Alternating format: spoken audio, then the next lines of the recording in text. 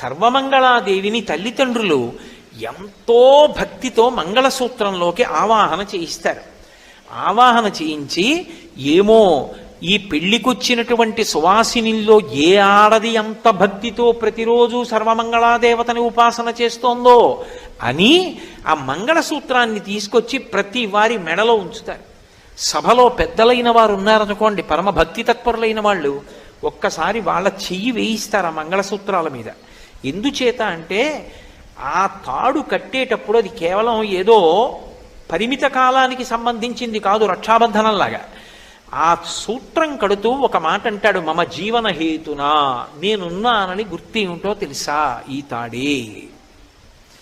ఆ తాడు కేవలంగా ఇద్దరిని కలిపిన తాడు అని అనుకోకండి, ఇద్దరి మధ్య ఆనుకూల్యతని కల్పిస్తుంది. దాంపత్యం ఒక బండికున్న 2 చక్రాల్లో ఉండాలి. ఆ అన్యోన్యత లేదనుకోండి, ఇక ఆ దాంపత్యానికి అర్థం ఉండదు.